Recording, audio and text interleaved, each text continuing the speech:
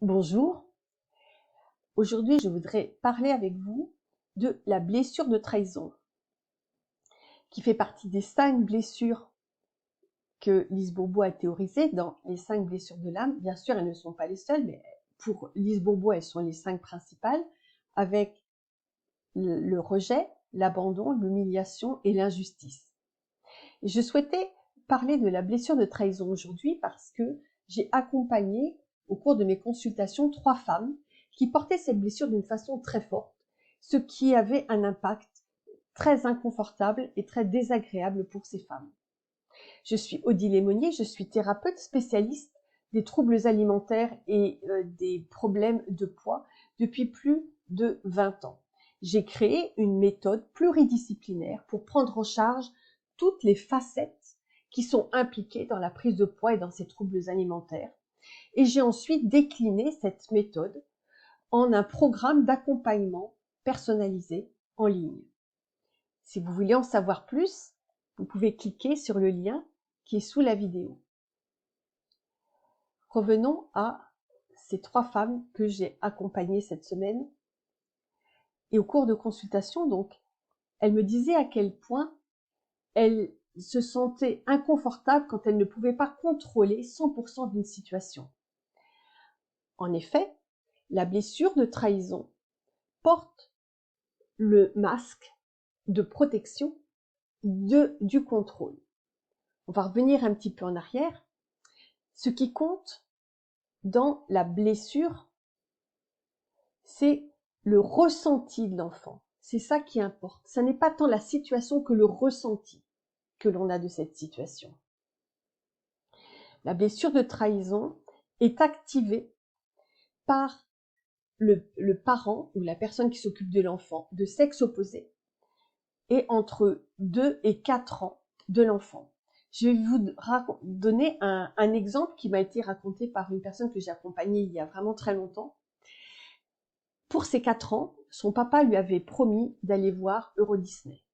Quel bonheur! La petite, elle sautait partout, d'impatience, de joie. Dis papa, quand est-ce qu'on va voir Disney? Quand est-ce qu'on va voir Mickey? Tu te couches 4 fois, tu te lèves 4 fois, etc. Oui, dis papa, etc. Elle était super contente. Et catastrophe, le matin du jour où elle devait aller à Euro Disney, le petit frère était malade et papa a annoncé à la petite que la visite était reportée. La petite, elle l'a vécu d'une façon extrêmement violente. Papa me ment, papa ne tient pas ses promesses, papa me trahit, papa me manipule. Elle l'a pas dit avec ces mots-là, évidemment, elle avait 4 ans, mais c'était ce qui se passait dans sa tête. Et ça l'a... comme toutes les personnes qui portent une blessure, cette blessure va former comme un filtre déformant qui va activer et déformer toutes les situations pendant tout au long de sa vie qui portent en germe la trahison, en l'occurrence. Il est important de noter que le cerveau de l'enfant, du 6e mois intra-utéro jusqu'à 7 ans, est en cours de construction, de maturation. Et il est en fréquence θ, qui est la fréquence du sommeil léger, qui est la fréquence de l'hypnose. Ce qui veut dire que tout ce que l'enfant va vivre, il va l'intégrer, il va l'enregistrer en tant que programme. Et c'est pourquoi, je crois que c'est Catherine Dolto, si je ne me fais pas d'erreur, qui disait « tout se joue avant l'âge de 6 ans ».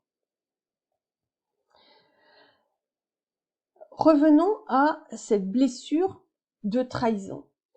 Quand on porte une blessure, on a à la fois peur que de revivre cette trahison et on a à la fois peur de l'infliger à quelqu'un d'autre.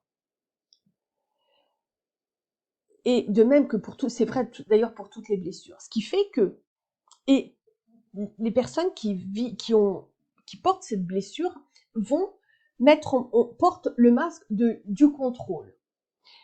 Elles vont faire en sorte de verrouiller au maximum toutes les situations pour ne pas laisser de place au hasard et pour éviter d'être à nouveau trahi ou à éviter de trahir à nouveau. En verrouillant au maximum, elles se mettent un stress qui génère du cortisol et qui crée, et le cortisol favorise le stockage des graisses au niveau de l'abdomen. Elles se mettent un stress dans leur corps énergétique. Il y a des impacts également sur les corps énergétiques et donc sur le fonctionnement énergétique des organes et des centres énergétiques. Il y a un impact de toute façon dans tous les niveaux. Mais en plus, le fait de verrouiller et de contrôler va leur fermer les portes de ce que peut leur apporter de spontané dans la vie. Des relations qu'elles vont essayer de verrouiller et de contrôler sans laisser la place à l'autre, à l'expression de l'autre, à la créativité de l'autre. En voulant maîtriser à fond la relation, elles risquent de passer à côté d'un joli partage ou d'une jolie relation. Elles peuvent se fermer les portes parce que, elles n'ont pas toutes les informations qu'elles veulent. Elles ont l'impression qu'elles ne maîtrisent pas tout et elles peuvent se fermer les portes d'une expérience qui pourrait leur être profitable, que ce soit une thérapie, que ce soit que sais-je. Il y a également le fait que, et là on est dans l'énergétique, tout ce contre quoi on résiste persiste. En voulant verrouiller et empêcher le spontané, l'imprévu de rentrer, on va mettre de l'énergie dans l'imprévu. Et plus on va verrouiller, et plus l'arrivée de l'imprévu va être déstabilisant. Et au lieu de l'accueillir et d'accueillir le meilleur de cet imprévu, on va se fermer et on va passer à côté de ce bonheur-là. Et puis, enfin, et ça découle un petit peu du point que je viens d'aborder, la création, l'univers, Dieu, vous l'appelez comme vous voulez, est pur amour, amour inconditionnel. Et tout ce que l'on vit, c'est pour notre bien.